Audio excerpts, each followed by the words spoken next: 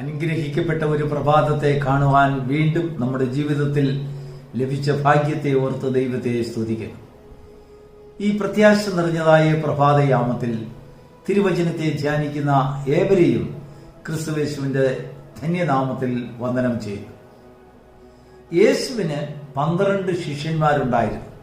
അത് നമുക്കെല്ലാവർക്കും അറിയാം. ഈ 12 പേരെയും കർത്താവ് എന്റെ പിന്നാലെ വരിക എന്ന് വിളിച്ചപ്പോൾ തന്നെ അവർക്കുണ്ടായിരുന്നതെല്ലാം വിട്ട് യേശുവിന്റെ പിന്നാലെ അവർ തന്റെ ശുശ്രൂഷകളിൽ പങ്കെടുക്കുവാൻ ഇറങ്ങിത്തിരിച്ചു.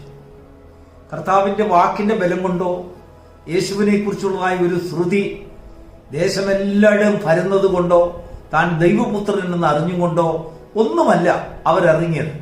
എന്നാൽ ഒരു വാക്ക് കേട്ടപ്പോൾ, എന്നെ അനുഗമിക്കുക എന്നുള്ളതായ ഒരു വാക്ക് കേട്ടപ്പോൾ എന്തോ ഒരു വലിയൊരു പ്രേരണ ചാലകം അവരുടെ ഹൃദയത്തിൽ കൂടി അല്ലെങ്കിൽ അവരുടെ ഹൃദയത്തിൽ ഒരു ഇടിമിന്നൽ പോലെയുള്ളതായ ഒരു പ്രത്യാഘാതം സൃഷ്ടിച്ചിരിക്കണം. ദൈവത്തിന് സ്തോത്രം. എന്നാൽ യേശുവിന്റെ വാക്കുകൊണ്ട് മാത്രമല്ല, അവരെ യേശു വിളിക്കുന്നതിന് മുമ്പ് തന്നെ ഇന്നവർ കർത്താവിനെ അനുഗമിക്കണം എന്ന് സ്വർഗസ്ഥനായ പിതാവ് സ്വർഗത്തിൽ പദ്ധതി ഒരുക്കിയിരുന്നു എന്ന് നമുക്ക് പിൽക്കാലത്ത് സുവിശേഷങ്ങളിൽ കൂടെയും അനേക ദൈവവചനത്തിന്റെ ധ്യാനത്തിൽ കൂടെയും നമുക്ക് പരിശുദ്ധാത്മാവ് നമുക്ക് വെളിപ്പെടുത്തി തരുന്നു. ദൈവത്തിന് സ്തോത്രം. ഈ കർത്താവ് വിളിച്ച 12 ശിഷ്യന്മാരിൽ ഒരുവൻ യൂദ കർത്താവിന് വിരോധിയായി കർത്താവിനെ കാണിച്ചു കൊടുക്കുന്ന ശത്രുവായി മാറി. 30 വെള്ളിക്കാശിന് വേണ്ടി അരുമനാഥനെ ഒറ്റിക്കൊടുക്കുന്നതായ ഒരു പൈശാചിക പ്രവൃത്തി യൂദായിൽ പ്രാവർത്തികമായി, അല്ലെങ്കിൽ യൂദ അങ്ങനെ ചെയ്തു എന്ന് നമുക്കറിയാം. ഇത് ഒരു ദിവസം കൊണ്ട് യൂദ ചെയ്ത കാര്യമൊന്നുമല്ല. ചില ദിവസങ്ങളായി യൂദയിൽ ഡെവലപ്പായി വന്നതായ ഒരു സ്വഭാവ വിശേഷമാണ്.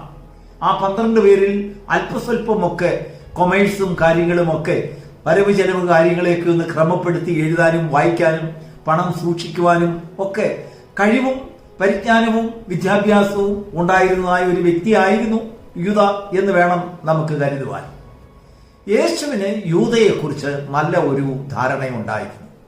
തന്നെ വിളിക്കുമ്പോഴും ഒരു ദിവസം ഇവൻ എനിക്ക് ശത്രുവായി മാറും, ഇവൻ എന്നെ കാണിച്ചു കൊടുക്കുന്നവനാകും, ഇവൻ 12 പേരിൽ വെച്ച് ശപിക്കപ്പെട്ടവനാകും എന്ന് തീർച്ചയായിട്ടും ദൈവപുത്രന് അറിയാമായിരുന്നു. നമ്മുടെ ഹൃദയത്തിൽ ഒരു ചോദ്യമുണ്ടാകും, അങ്ങനെ അറിയാമെങ്കിൽ എന്തുകൊണ്ട് യേശു അവനെ ആ കൂട്ടത്തിൽ നിന്നും പറഞ്ഞു വിട്ടില്ല? നമ്മളായിരുന്നെങ്കിൽ ഒറ്റ ദിവസം പോലും നമുക്കത് മനസ്സിലായാൽ അങ്ങനെയുള്ള ഒരു വ്യക്തിയെ നമ്മുടെ കൂടെ, നമ്മുടെ കമ്പനിയിൽ, നമ്മുടെ കൂട്ടത്തിൽ, നമ്മുടെ കുടുംബത്തിൽ, നമ്മുടെ കൂടെ കൊന്നും നമ്മൾ കൊണ്ടുപോകുകയില്ല. നമ്മൾ അന്നേരെ പറഞ്ഞു വിടും. അതാണ് നമ്മുടെ മനുഷ്യരുടെ സ്വഭാവം. എന്നാൽ യേശു അങ്ങനെ ചെയ്തില്ല. അവനെ കൊണ്ടു നടന്നു, ശത്രുവിനെ കൊണ്ടു നടന്നു. അതിനൊരു കാരണമുണ്ട്. യേശുവിന് അവനെ സാക്കി അല്ലെങ്കിൽ പറഞ്ഞു വിടുവാൻ, പിരിച്ചുവിടുവാൻ സാധ്യമല്ല. കാരണം യേശു അല്ല തിരഞ്ഞെടുത്തത്, പിതാവ് തിരഞ്ഞെടുത്തവരാണ് അവര്. ദൈവത്തിന് സ്തോത്രം. ഇന്ന് പ്രഭാതത്തിലെ ധ്യാനത്തിനായി യോഹന്നാന്റെ സുവിശേഷം 6-ാം അധ്യായം 39-ാം വാക്യം നമുക്കൊന്ന് വായിച്ചു നോക്കാം.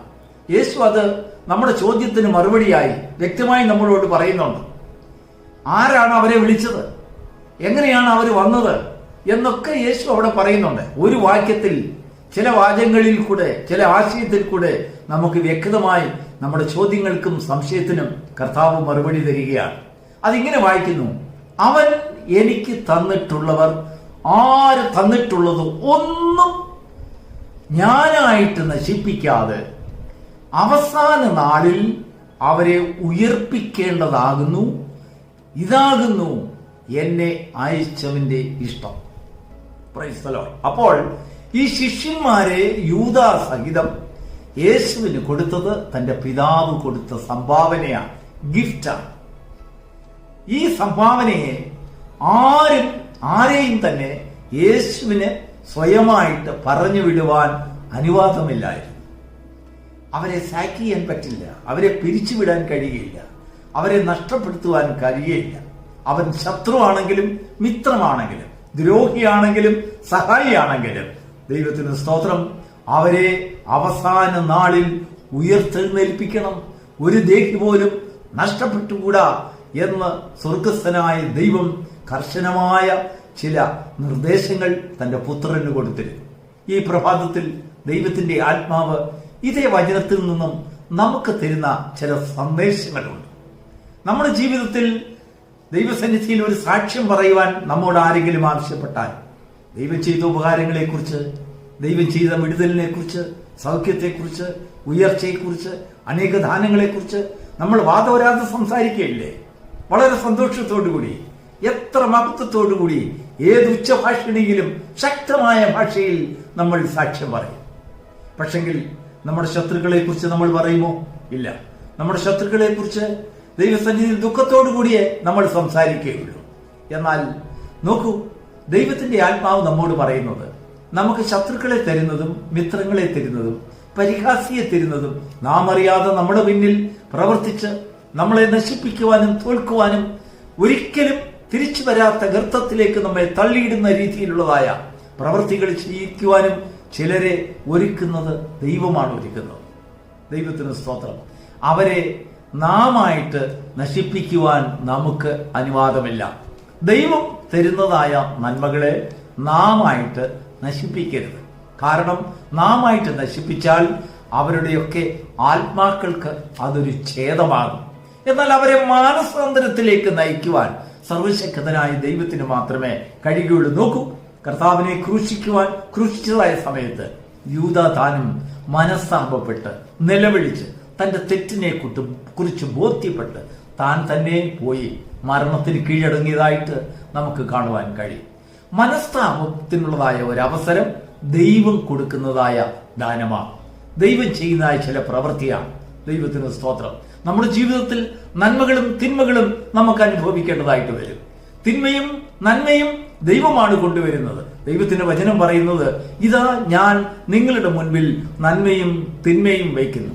ആ തിന്മകളെയും നന്മകളെയും സ്ഥാപിച്ചാക്കിയിരിക്കുന്നത് ദൈവമാണ്. നമുക്ക് ഒന്നിനെയും നശിപ്പിക്കുവാൻ അധികാരമില്ല.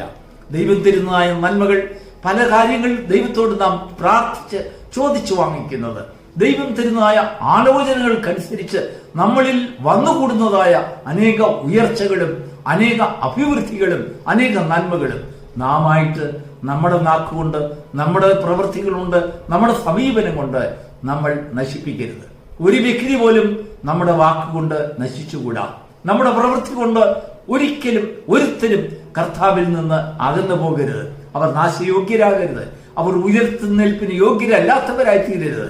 അങ്ങനെ തീർന്നാൽ അവരുടെ പ്രാണന്റെ വില നമ്മൾ ദൈവത്തോട് കണക്ക് പറയേണ്ടി വരും. ദൈവത്തിന് സ്തോത്രം. ഈ പ്രഭാതത്തിൽ ദൈവം നമുക്ക് തരുന്നതായ ഒരു പ്രത്യാശാജനകമായ ഒരു സന്ദേശം എന്താണെന്ന് വെച്ചാൽ, നന്മയാണെങ്കിലും തിന്മയാണെങ്കിലും കർത്താവെ ഞാൻ അനുഭവിക്കുവാൻ തയ്യാറാണ്. നീയാണ് എന്റെ മുൻപിൽ ഈ പാതകളൊക്കെ ഒരുക്കിയിട്ടുള്ളത് എന്ന് നാം ദൈവസന്നിധിയിൽ സമ്മതിക്കുമ്പോൾ ആ വിഷയങ്ങൾ ദൈവം ഏറ്റെടുക്കും. നോക്കൂ, ഇയ്യോബിനെ കുറിച്ച് നമ്മളൊന്ന് പഠിച്ചാൽ, ഇയ്യോബിനോട് തന്റെ ഭാര്യ പറയാണ്, എത്ര നാളായി നിന്റെ കഷ്ടത, നിന്റെ വേദന, നിന്റെ ഈ പ്രാണൻ, ഇതൊക്കെ ഞാൻ കണ്ടങ്ങ് മടുത്തു. പ്ലീസ് പ്രിയ ഭർത്താവേ, നീ ദൈവത്തെ ഉപേക്ഷിച്ച് തള്ളിപ്പറഞ്ഞ് നീ അങ്ങ് മരിച്ചുകളാ, ഇതിലും നല്ലത് മരിക്കുന്നതല്ലേ എന്ന് തന്നോട് പറഞ്ഞപ്പോൾ അവൻ ആ ഭാര്യയോട് പറയാണ്, അല്ലയോ പ്രിയപ്പെട്ട ഭാര്യയെ, നീ ഒരു പൊട്ടി സംസാരിക്കുന്നത് പോലെ സംസാരിക്കുന്നത് എന്താണ്? അനേകം നന്മകൾ, അനേകം ഉയർച്ചകൾ, അനേകം ഉപകാരങ്ങൾ നമ്മൾ ചേർന്ന് ദൈവത്തിൽ നിന്ന് പ്രാപിച്ചതല്ലേ? കഴിഞ്ഞ കാലങ്ങളിൽ നമ്മൾ കടന്നു വന്നതായ പാതകൾ നമ്മളായിട്ടുണ്ടാക്കിയതല്ല, എല്ലാം ദൈവം തന്നതാണ്. അത് ദൈവത്തിന് എടുക്കാൻ അധികാരമില്ലേ? നീ എന്തിനാണ് ഇങ്ങനെ സംസാരിക്കുന്നത്? നന്മയും തിന്മയും നമുക്ക് ദൈവത്തിൽ നിന്ന് അനുഭവിക്കാം. അത് ദൈവത്തിന്റെ ദാനമല്ലേ? ദൈവത്തിന് സ്തോത്രം. ഈ പ്രകാശനം നമ്മുടെ ഹൃദയത്തിൽ വരുമ്പോൾ നമ്മുടെ ഭാരങ്ങൾ കർത്താവ് ഏറ്റെടുക്കും, നമ്മുടെ വഴികൾ കർത്താവ് ഏറ്റെടുക്കും, നമ്മുടെ ഉപദ്രവങ്ങൾ അല്ലെങ്കിൽ നാം അനുഭവിക്കുന്നതായ അനേക മനോവേദനകൾ ദൈവസന്നിധിയിൽ ദൈവം ഏറ്റെടുക്കും. ദൈവം അതിനു മുൻപിൽ അത്ഭുതങ്ങൾ പ്രവർത്തിക്കും. നാമോ ദൈവസന്നിധിയിൽ താണിരുന്നാൽ അവൻ തക്ക സമയത്ത് നമ്മെ ഉയർത്തും.